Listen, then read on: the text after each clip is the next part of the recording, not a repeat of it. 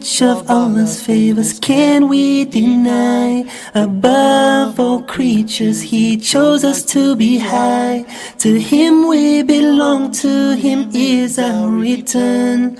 Life in this world is only a sojourn. To the angels He commanded that man be respected. Shaitan he did not, and so was he rejected. Compared to the angels, we are but clay. As long as Allah we obey. Bismillah ar-Rahman ar-Rahim. Assalamu alaikum wa rahmatullahi wa barakatuh.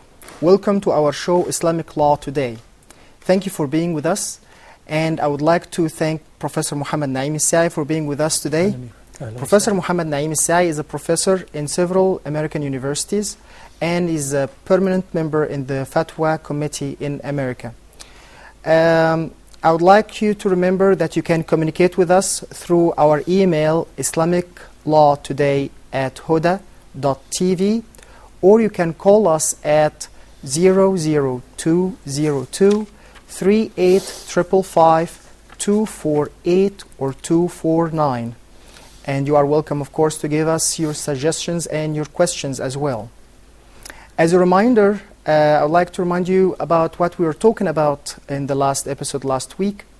Professor Muhammad was sharing with us his knowledge about the ruling system in Islam, how Muslims in Islamic State can choose a president or prince. And he mentioned that in the Islamic law, there is no such precise title that we can choose.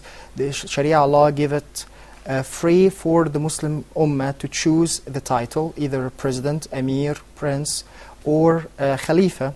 And at the same time, it gives the freedom for the nation to choose either the term of this president, how many years he can stay, if it's a long term, short term, how many times. And at the same time, he gave us a lot of ideas how to impeach this regime or how to give an extension to this regime as well.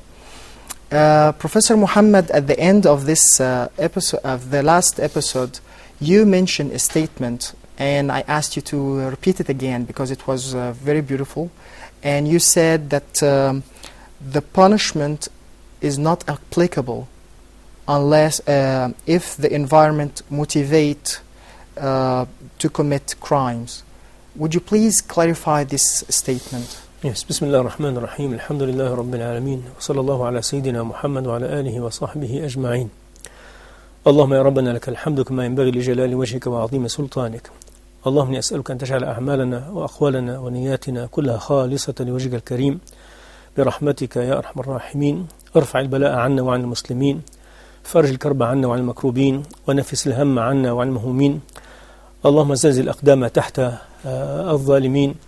اللهم أبرم من هذه أمتي أمر رشد يعز به أهل دينك وأهل طاعتك ويذل به أهل معصيتك والصادين عن سبيلك يا رب العالمين. Amen. Islam in general is so beautiful, so unique in every aspect of it. And no wonder it is coming from the Creator, who knows subhanahu wa ta'ala what is good for these human beings in this earth, what does fit their need, what does comply with their nature, what does make their mission in their life a successful one, and their safety in the day of judgment to be in the same route. So no wonder if we talking about the application of the Islamic law, as we said the other episode, suppose that we have authority in a state next day to declare the Islamic state and the application of the Sharia or the Islamic law.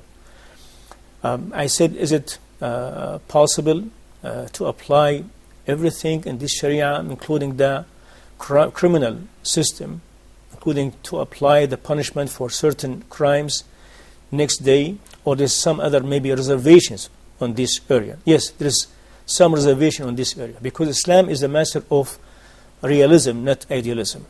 Islam is the deen of Allah subhanahu wa ta'ala, has been sent to the human being, to mankind, not for angels, not for like illusional maybe creatures. It is coming to fix problems, to give the manual book for this life and hereafter. So if we are looking right now very deeply in our societies, in any Muslim countries, and let us bring the example of Egypt, because it did happen in Egypt right now. They have revolution, and they are going to change the system of the ruling system in Egypt. Suppose we said that we are demanding as Muslim scholars, Muslim jurists, to have the Sharia to be applied and the state to be a Muslim state. All of this Muslim scholars demand. But we have seen in Egypt and some other Muslim countries this kind of full corruptions, this kind of full contradictive rules going on in the societies does not bring the environment and the atmosphere of any of these Muslim countries to the stage of being ready to receive every certain part of the Islamic Sharia. It is ready for many part of the Sharia. It's ready even welcoming many part of the Islamic law rules.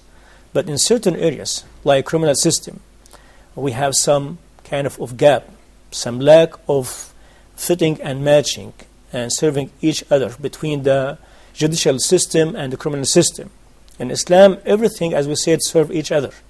Every system does serve the other system. Economic system serve the judicial system, and this system does serve the criminal system, social system, educational system, any system, even political system, political ruling system. Everything does serve each other. So when we are finding, after a very deep viewing to the society, we found that poverty, it is not a case of individual. It's like a general problem in Egypt. Corruption, it is not an individual problem. It is a general problem in the society. The absence of justice is not like individually happened in some maybe areas or some maybe offices. It is like general, the absence of justice. So if we finding that certain person or individual person in Egypt, he is not able to fulfill his natural need, to cover his minimum requirement of simple life with dignity, like having his own home, having his own transportation, having his family to be married in a lawful way, in a very decent life. How could we now apply the punishment of cutting the hand of someone stealing money or being having some money in unlawful things if we are not providing the minimum decent requirement for decent life for individual person?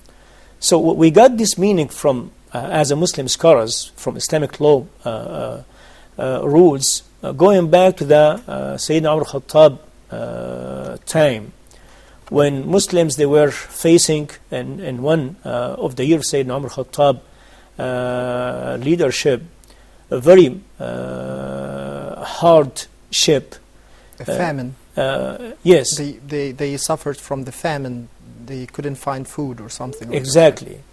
In that year, Sayyidina Umar Khattab, he put the application of the punishment of stealing as a pending till that general difficulties and hardship to be removed or be taken away from the whole Muslims' life. So someone did steal, he did not punish him to cut his hand. Even we know as a fact that maybe some of these people, when they did steal, maybe they did steal because they are thief. They are not under the same excuse of what we have said. But because this is a general disaster, a general crisis, so you cannot separate or maybe distinguish between honest person or someone who was pushed and forced to steal because of that general problem, and someone maybe he's doing that because this is his habit and his attitude. So that maybe general mercy covers everyone because of the general disaster. So what we have seen in Egypt and some other Muslim countries, that people, they don't have a decent life. They don't have enough means and tools to cover their own need. Young people, they cannot, in high percentage, find home for their marriage life. They cannot find a job to support their family. They cannot even buy decent transportation to go from their home to their job and their work. So it's very hardship young people are going through. And not just young people, many people.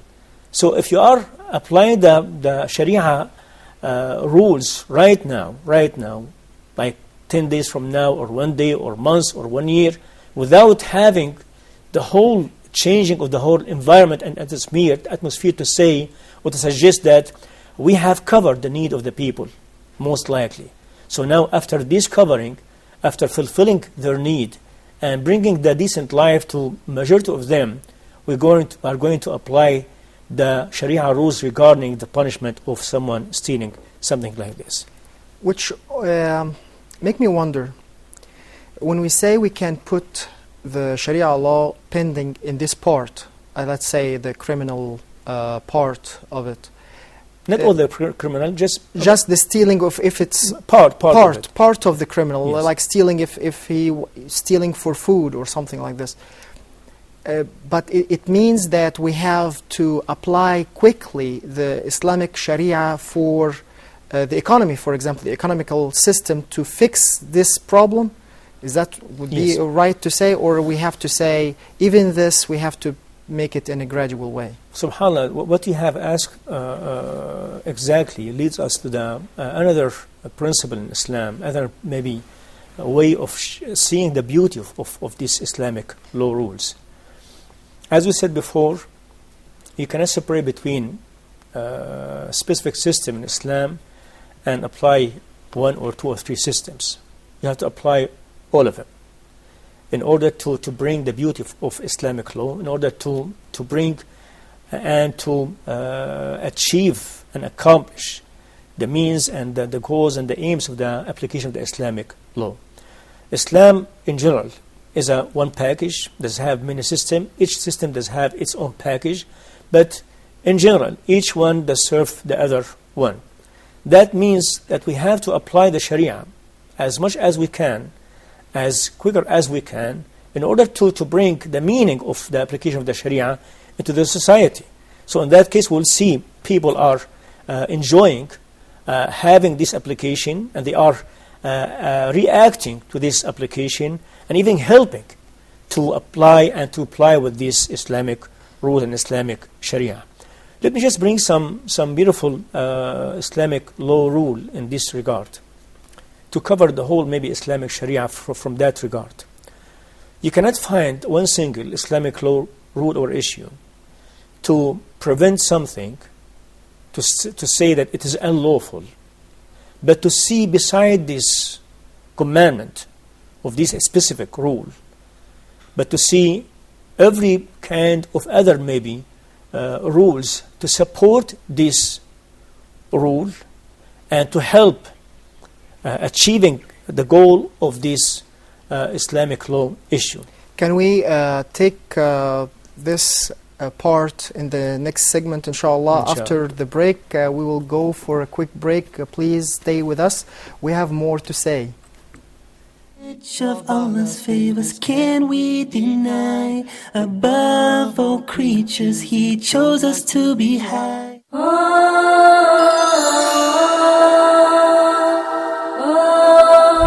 You have questions that bother you. What about issues of concern to you? Would you like to share things on your mind with us? Are you interested in solutions based on an Islamic perspective? Please join me live in Meet Your Advisor every Friday at 9 p.m. Mecca time, here on Huda TV.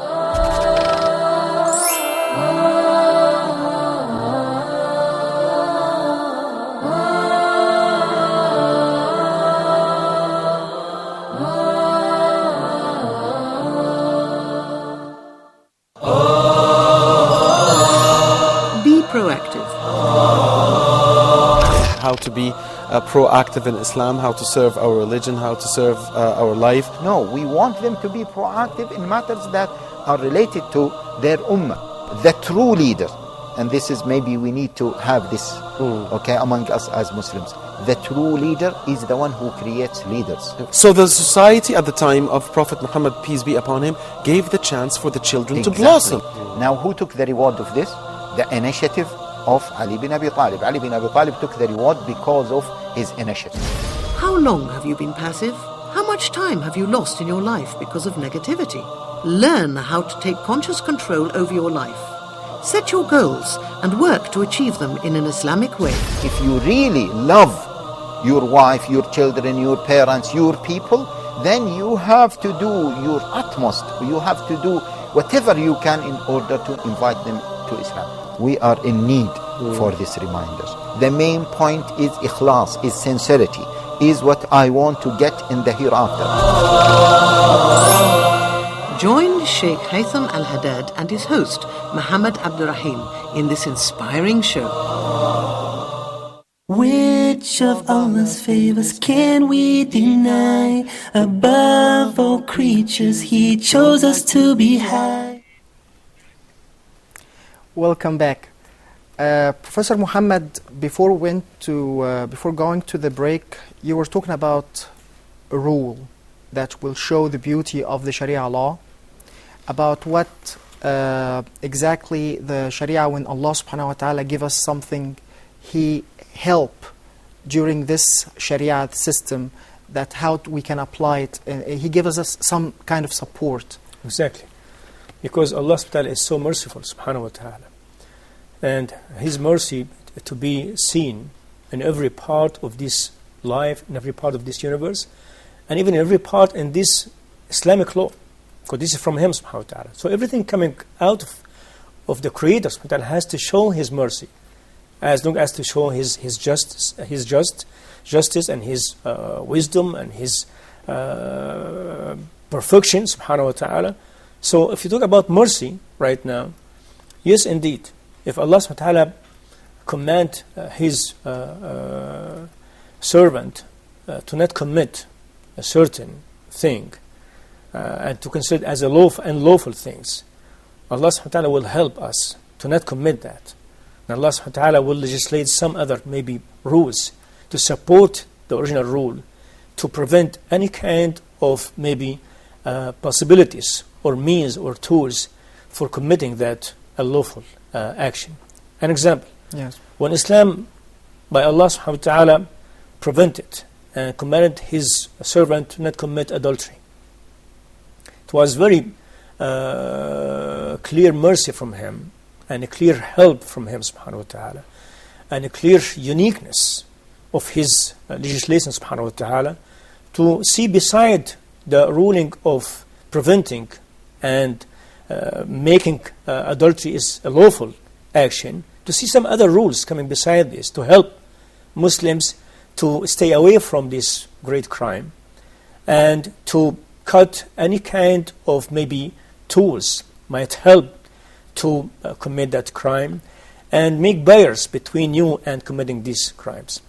Islam, in that regard, after saying adultery is unlawful, it is a major sin, Islam said in the same time, for Muslim ladies, even ladies in the Muslim society in general, they have to apply modesty.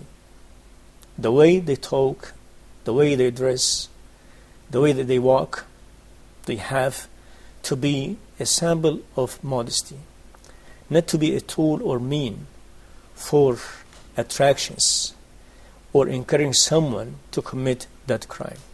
So for women to dress modesty, talk modesty, and walk modesty, and to spread all this meaning of modesty in the street of Muslim societies. In the same time, Islam encouraged people to get married. Marriage in Islam has been very unique in the way Islam does look at it, the way Islam does command its people, on its servant, how to achieve this beautiful relationship. Islam has made it very simple and very easy, and encourage its servant to apply this rule to help the other original rule of not committing adultery in the society. Islam at the same time commanded men, because there's certain orders to be directed to women and certain rules to be directed to men at the same time, because we are in the same boat. We are in one society. So men, they have to help women, women, they have to help men to achieve the goal of Allah subhanahu wa ta'ala of preventing evil things in the society and committing any kind of things against the Sharia of Allah subhanahu wa ta'ala, and to help them to be in the field of obedience of Him subhanahu wa ta'ala. We have a caller, Brother Ayman from Egypt. Assalamu alaikum. Alaikum salam. Please, I have a question, please. Go ahead, please. Yes, I want to ask why Arab countries doesn't follow the rules and the punishments in Islamic like punishing thieves and the killers, and that's my question. I want to know why they don't, and also why they don't make rules in what they call West countries and teaching religion and following the rules and spreading religion of Islam. Would you please clarify the question? You are asking why the Arab countries, they are not following the rules and the punishments what Islam had said in the Quran, yes, like cutting hands in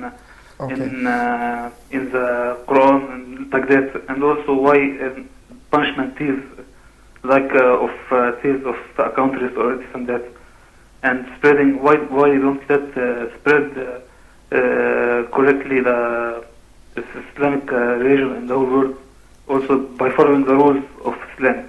Yeah. Okay, thank you. Okay. Jazakallah khair. He's asking why the Arab countries are not applying the Sharia law when it comes to the criminal aspects, like cutting off the hands of the thief, and at the same time why Muslims, they are not spreading the teachings of Islam around the world. Well, for the first part of the question is to be answered very simply.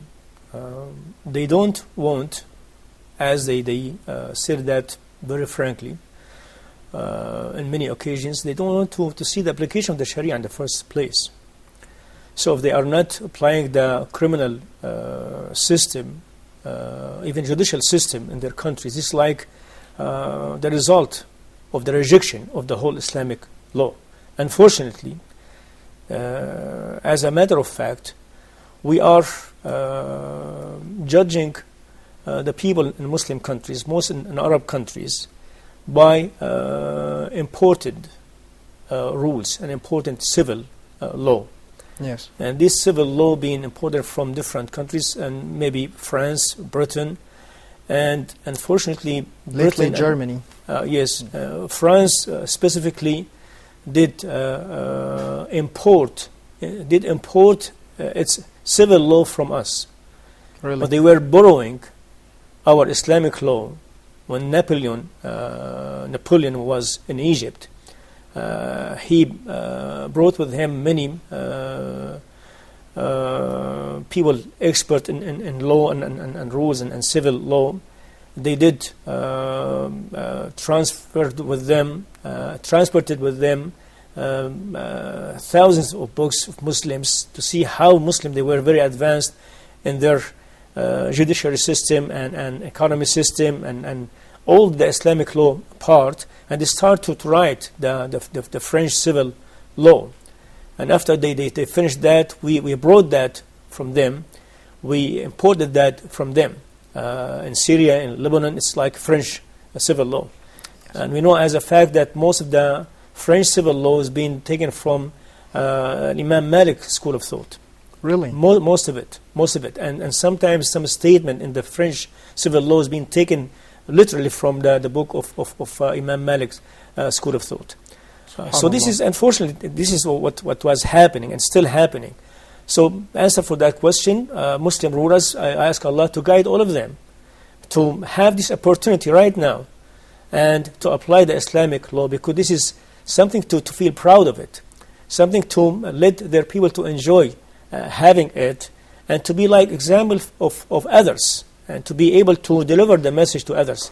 And this maybe answered the second part of the question, why you are not spreading Islamic teaching, because we are ourselves, we are not able to digest or maybe understand the ni'mah of Allah subhanahu wa ta'ala, the bounty of Allah subhanahu wa ta'ala, being Muslims and having all this very unique and very superior Islamic law system.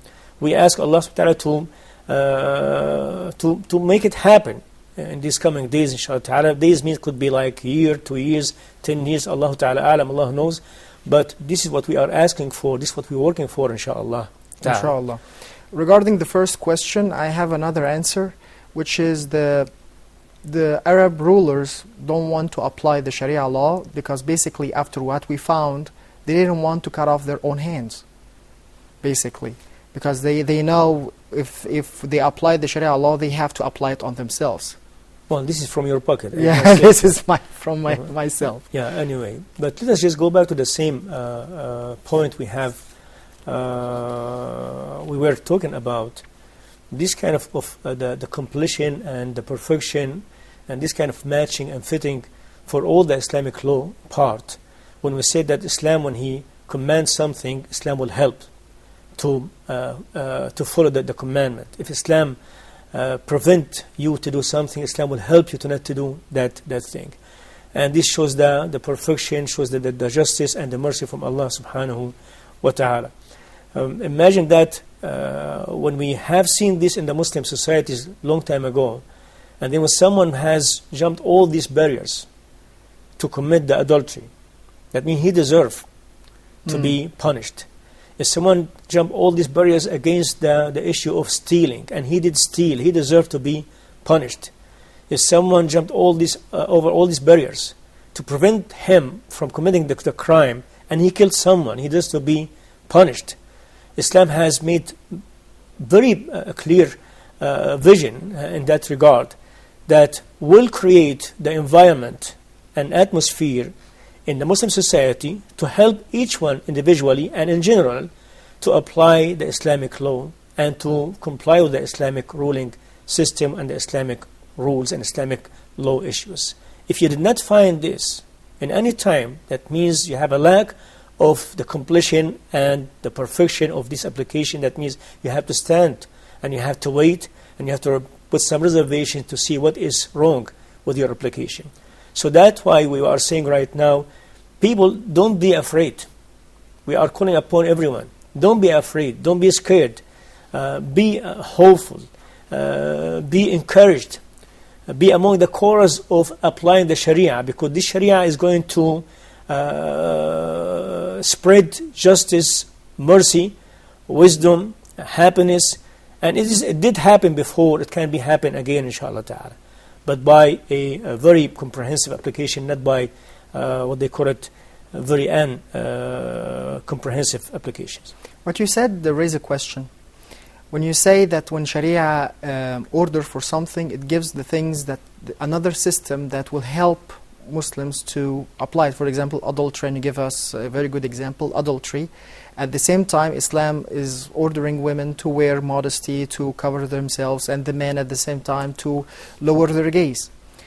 Well, some people will be afraid of this part, which means if you will apply the Sharia law, before you applying the Sharia law about the adultery law, that means you will force women to wear hijab, you will force women to wear modesty.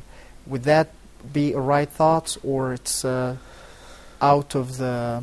Let us ask any father, ask any person who does have a wife, any person does have a sister, any person does have a mother, because all of us, we have all of this, yes. Right? Alhamdulillah, we have mothers, we have wife, we have daughters, we have... So any one of these people, if you ask them, do you object? Do you mind that when your sister or your mother or your wife or your aunt walk in the street, to come back to her home, the same condition, the same criteria that she left her home? Or you don't mind to see her a subject of temptation or harassment or any kind of harmful actions by others? He will answer, I would like to see my wife, my sister, my daughter, my mother to be back to her home the same condition, maybe in better condition. This is way that Islam looks at this issue. When Islam wants to spread modesty in the society, and as a matter of fact, when Islam was being applied long time ago, not just Muslims, they were applying this criteria, the criteria of modesty. Even non-Muslims, even Christians, ladies. Christian ladies in Syria and Egypt, they were covering, not just addressing modesty. The same way Muslim, they were covering even their face. Christian ladies, they were covering their face. In Syria, in Lebanon, and Egypt, because they were within the whole atmosphere of modesty in the societies. And that was like a meaning of being proud of yourself. French colony in Syria, they were giving full respect to a Muslim lady covering even her face, till some of the rebels in Syria at that time, they were finding a very successful way to cover their identity by dressing like women, to move the weapons from area to area to defend their country from the French colonies. When the French soldier sees a Muslim lady covering, he cannot do anything but to pay respect to her. So they were respecting the Muslim ladies. And when we are asking for modesty in the society, this is not for individual person, this is for the whole societies. This is to serve men and women, to serve Muslims and non-Muslims. Do you think that Christian lady or Christian man likes to see his sister or his mother or his wife to be harassed by someone? No. All of them, they want to see their families raised up in a very healthy societies. And that will not be happen till you spread the good meanings and good principles and values in the society. One of these principles and values, modesty. And by the way, Mary, yes, but one here, no one is... The mother of Jesus. Yes, no one is denying the condition and her way of covering, because she was a symbol of modesty. Yes. Alayhi salam. But the question will remain, is Sharia will force women to wear a certain way? Sharia will force every means to see the perfection and the completion of the application of the Sharia, the Islamic law. Because as we said, you cannot tell the people you are free, dress the way you want, and act the way you want. We are going to punish you later on. It's not justice. I see. Right? You cannot tell people you could take money the way you want, you could steal money the way you want, you could commit adultery the way you want, you could drink wine. It's lawful in the societies, but if you being caught while you are driving, the same way they are doing in different countries, right? Yes. They said don't drink and drive. When that person was caught while he's driving and he was drunk, they punish him. They ticketed him, right? Yes. Because he violated the law. In Islam, we don't have these contradictions. We said, you don't drink, so you don't drive while you are drunk. I see. They said, don't drive, don't drink, and drive. We said, don't drink in the first place, so you could drive safely. This is the Islamic way of seeing the whole pictures. Don't, as a Muslim lady or maybe any lady, don't expose your beauty. Don't expose your part of body to tempt others. So in that case, you will not encourage people or tempt people to come and harass you. And if someone harasses you, will punish him. But who deserves to be punished? Both, right? Yes. The one who was the reason of harassment. In Western countries, people, they dress the way they want. And women, they were harassed, right? Women, they were raped. Even little girl, because of these contradictions. The highest rate of raping Islam is so just and so fair and so wise. He said, if you like to prevent you from committing crime, I have to help you to be away from that crime. Don't kill anyone. Don't commit adultery. Don't rape. I will help you in that regard. I will tell you that if you insult someone, that would be like helping you to commit the crime of killing. So it's unlawful to insult anyone, to abuse someone, to maybe provoke someone, or to steal from someone, because we'd like to put you away from committing that crime. I will stop right there. We'll go for a quick break. Please stay with us. Which of Allah's favors can we deny? Above all creatures, He chose us to be high.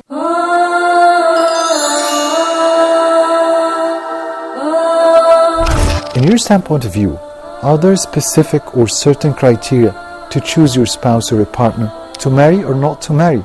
Maybe that's the question. Do we revise the quality of performance of our treatment between the family members as fathers or mothers? As they say usually, it's not what you say, it's how would you say it. Wouldn't you like to be a good storyteller for your kids? Neurobiologically speaking, child abuse and emotional trauma causes scars in the brain of the child, and this might be not easily healing. What's the exact job description of a father?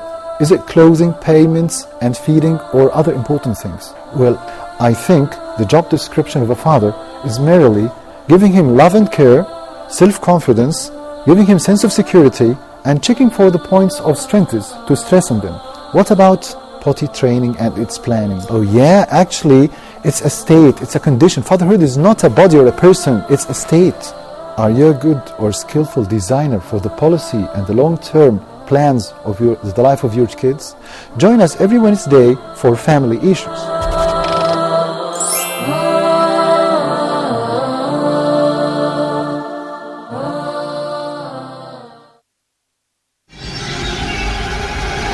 Dear viewers, Hoda programs can be watched in the English section of the in-flight entertainment directory on board all Saudi airline flights, domestic and international. Sit back, relax and enjoy watching Hoda's entertaining and enlightening shows on your trip. Hoda wishes you a safe and successful journey. Hoda, a light in every home. Which of Allah's favors can we deny? Above all creatures, He chose us to be high. Welcome back. Professor Muhammad, before we went to the break, he was talking about that Islam, the Sharia law, prevent the reasons that will lead us to the crime itself, which shows the wisdom of the Sharia law. And you mentioned an example that to prevent the adultery, women have to wear in a modest way, wearing hijab, covering themselves. Men has to lower their gaze, and so on. And I asked you, is it the Sharia law, if it's applied, will force women to wear hijab? And you said, of course, it's a complete package system. But what about those who are non-Muslims, who are in the same country with us?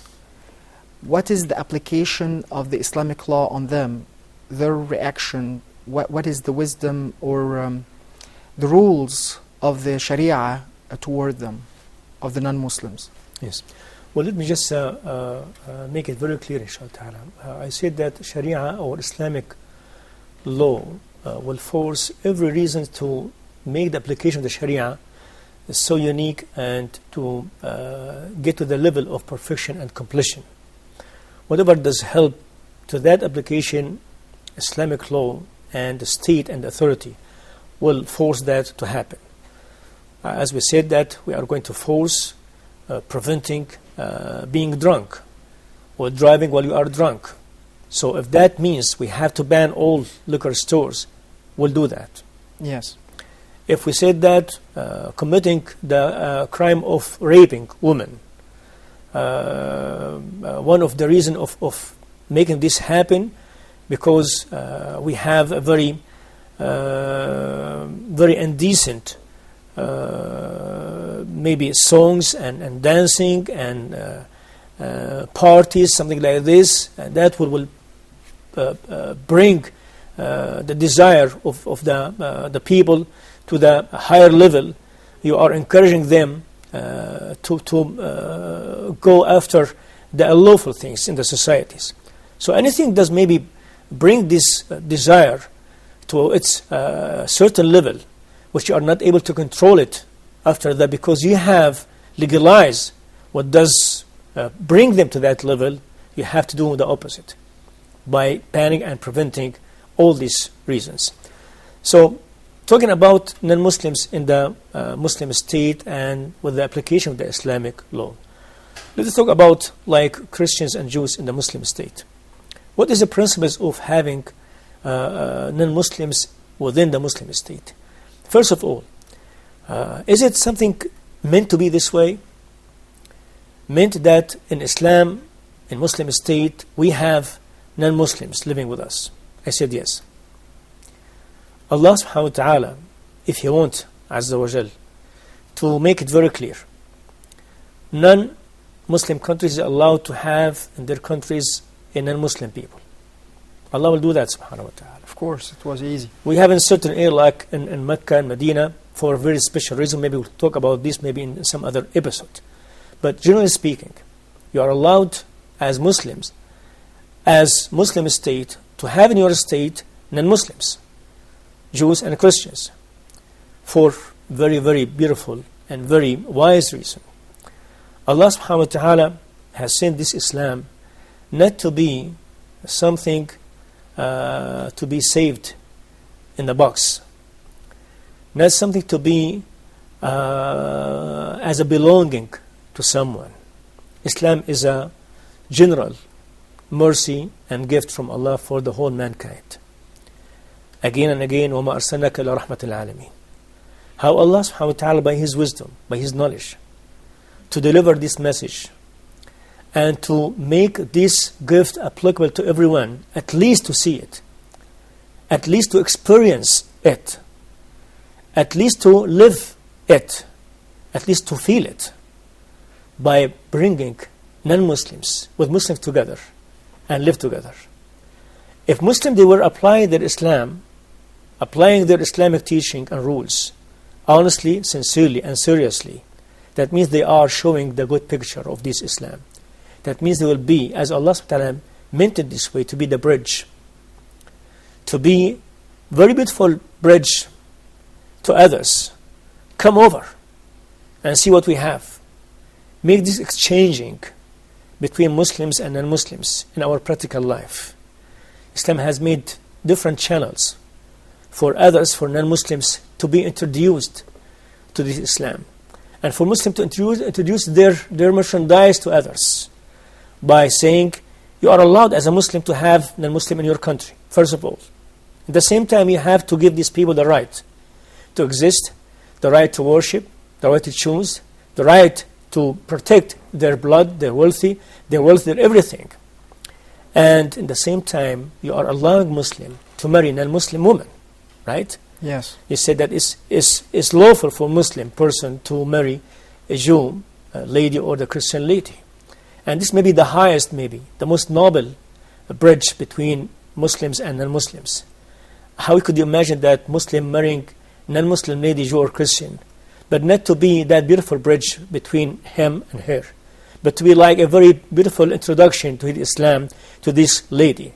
Islam has ordered, commanded Muslim, if he marry a non-Muslim lady, Jew or Christian, to be merciful, to be just, to be fair, to be nice, and to show the best out of him to this lady, just in order to be beautiful presentation to his deen and beautiful introduction to this special gift from Allah subhanahu wa ta'ala. Selling, buying, dealing, having partners or company or anything like this in your practical life, the Prophet was doing this, sallallahu alayhi wa sallam. Visiting someone, your neighbor is Christian, and he is sick right now. To visit him is very, not just Islamic, it's very Islamic. The Prophet, he did visit someone, he was a Jew, because he heard that he was sick, and his son was listening to the Prophet sallallahu alaihi wasallam, and the Prophet said, become Muslim. He was inviting him to become Muslim, and the son looked at his father. The Prophet was visiting a Jewish family. We have to focus on this story. Prophet sallallahu alaihi wasallam, he was visiting a Jewish family in Medina. He was not in need to do that, sallallahu alaihi wasallam. Yes. The upper hand was for Muslim at that time, but he was doing that out of his criteria, out of his characteristics, out of the Islamic principles and philosophies and values. He was visiting a Jewish family because they were sick. The boy was sick. And the son looked at his father as if that he is taking his opinion. What do you think, Dad? Should I listen to Muhammad alayhi salam? He's telling me, he invited me to be Muslim. The father said, "Ati' Abul Qasim." Allahu Akbar. He said, "Obey Muhammad Abul Qasim." This is his nickname, alayhi salam. And the boy became Muslim. But he did not went to that place to visit alayhi salam, because some people, they understand this in a different way, in a very wrong way. We have to make some beautiful etiquette or beautiful action toward non-Muslims in order to bring to Islam. This not should be part of the main goal of you. Yes, you would like to deliver the message. Yes. To be good ambassador, good carrier and deliverer. But you have to comply with the Islamic principles and values regardless, because you are not in control of the heart of others. So you be nice to your neighbor, be nice to your maybe partner in your office, your clinic, because you have been ordered to be nice to that person. And this is Sharia. And this is Sharia. Not because you have made it as a conditional practice. No, you are doing this out of your Islam exactly. And then if that person will become Muslim, this is from Allah subhanahu wa ta'ala. It's not your job. You are just doing your mission, and you are showing the beauty of Islam through your practice and through your behavior, good behavior. Now, go ahead. Yes, unfortunately we have only 2 minutes left. So the question is how we can force or how we can apply the Islamic law on the non-Muslims in a Muslim country. Well, as we said, their own rules. They have their own rules regarding marrying or divorcing or inheritance. They have the full right to apply all of this according to their own system, their own religious teaching and rules. Going to the church or the man of religion of them, they are free to do that. Would like to come to us, our court, they are more than welcome to do that. Something in the society has to be generally applied, because this is to spread good things to everyone, prevent evil things away from everyone. Like if we said that no one is allowed to sell publicly alcohol, drinks. This for everyone, Muslim and non-Muslim, because Islam believes that you don't just prevent harmful things to reach Muslims only, but you have out of your belief to try your best to not harm anyone, even if he is not Muslim. That's why reflect maybe the lack of knowledge in some Western countries. Unfortunately, some Muslims, they allow themselves and they legalize to themselves to sell harmful things to non-Muslims, like liquors, or maybe some other stuff, because they said, well, they are not Muslim. No, we are commanded to spread peace, to spread useful things, healthy things, everything does bring happiness and bring decent life to the whole mankind. We're being commanded to do that, even within non-Muslim people. So basically what you say that the non-Muslims, they can apply their own Sharia. The non-Muslims, like if they are Christians, they can apply their own Christian Sharia when it comes to the marriage system, the divorce system, inheritance. But they have the choice if they want to go by the Sharia law in these aspects. Exactly. The Islamic Sharia law, they can. We call it the family issues. The family issues, they are free to go to their own system. But other maybe system in the society, like economy system, social system, judicial system, political system, it has to be covering all the society, because the good out of this has to reach everyone, Muslim and non-Muslim, and the lack of application of these systems will be harming not just Muslims, will be harming everyone. I see. And as from my knowledge, which is a little, that I know that even when it comes to the criminal system, if we go to the Old Testament, we will find that they have almost the same Islamic system. When the thief, they have to cut off his hand, and the adultery, the same, almost identical regarding the Old Testament laws to the Sharia law. So basically, if we apply their Sharia. It's like we are applying the Islamic law. There is no differences at all. Yeah, just to clarify this point, suppose a non-Muslim, Jews or Christians, he commit adultery publicly. It means that the judge has been received this accusation. Okay, we will stop right there. Unfortunately, this is all the time to be continued, inshallah. We'll make a whole episode about this topic. Just a reminder, you can communicate with us through our email, islamiclawtoday@huda.tv. I would like to thank Professor Muhammad Naim Saie for sharing his knowledge with us. Thank you for being with us. And please, we are waiting for you, inshallah, next week at the same time. So be tuned. Thank you. Assalamu alaikum wa rahmatullahi wa barakatuh. Which of Allah's favors can we deny? Above all creatures, He chose us to be high. To Him we belong, to Him is our return. Life in this world is only a sojourn. To the angels He commanded that man be respected. Shaitan he did not, and so was he rejected. Compared to the angels, we are but clay. As long as Allah we obey, we'll not go astray. As the best of His creation, only us did He deem. This for us is honor, this high esteem. His qudrat it is that cause winds to blow. He gives us provision so that we may grow.